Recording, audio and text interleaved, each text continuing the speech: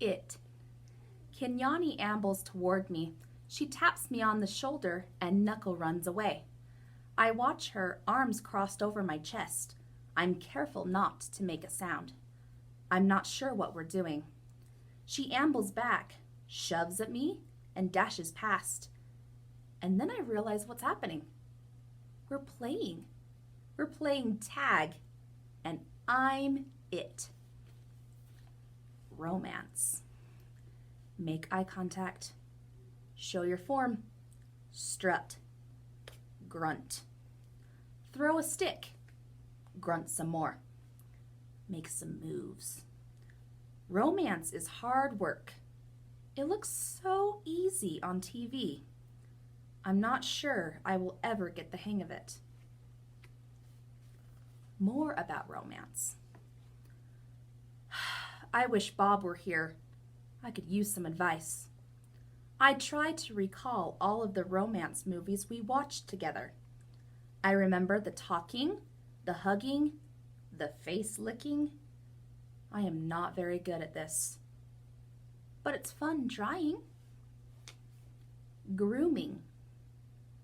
Is there anything sweeter than the touch of another as she pulls a dead bug from your fur?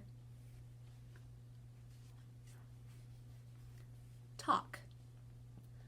Gorillas aren't chatty like humans, who are prone to gossip and bad jokes. But now and again, we swap a story under the sun. One day, it's my turn. I tell my troop about Mac and Ruby and Bob and Stella and Julia and George, about my mother and my father and sister.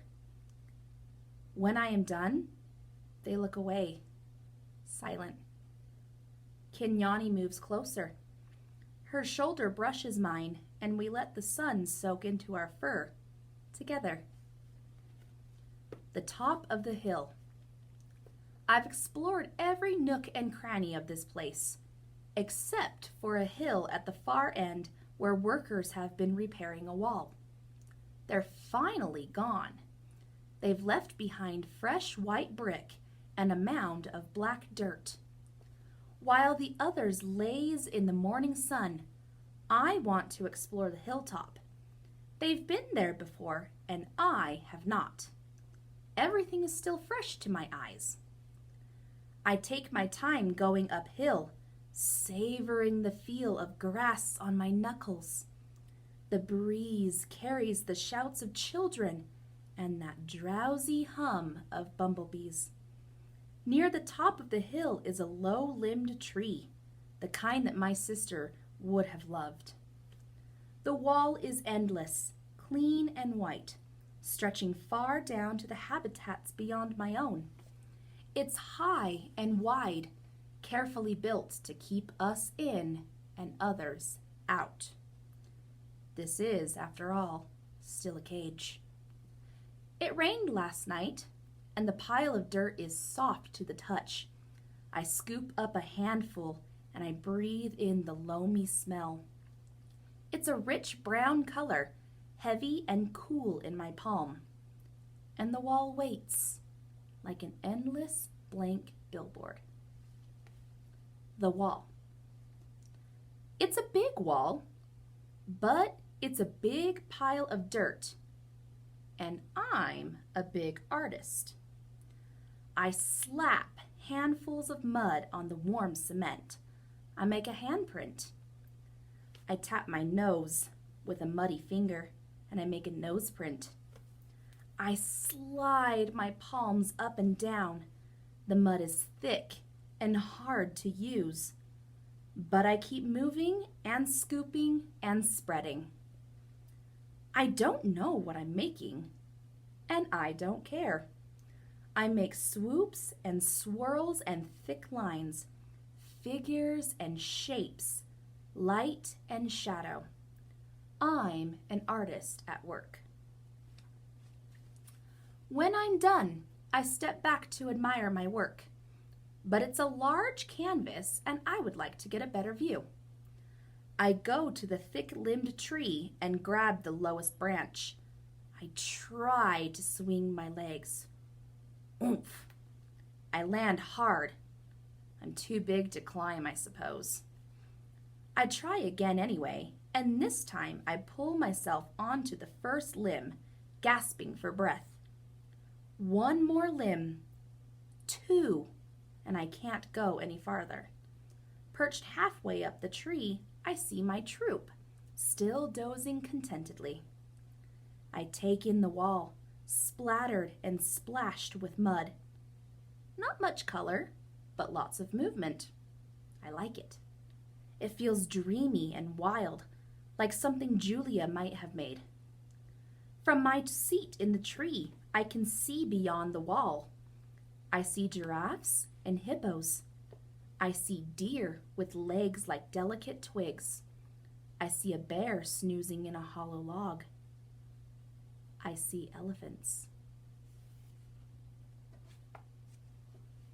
Here's the picture. Cute little picture. Love that. Safe. She's far away, belly deep in tall grass with others by her side. Ruby. She's here, Stella, I whisper. Ruby's safe, just like I promised. I call to Ruby, but the wind tugs at my words, and I know she'll never hear me. Still, Ruby pauses for a second, her ears spread wide like tiny sails. Then, with lumbering grace, she moves on through the grass. Silverback. It's a cloudy evening, chill and drizzly. Dinner is on its way, but I don't care. At night, we sleep in our den, but I'm always the last to head inside. I've been inside long enough.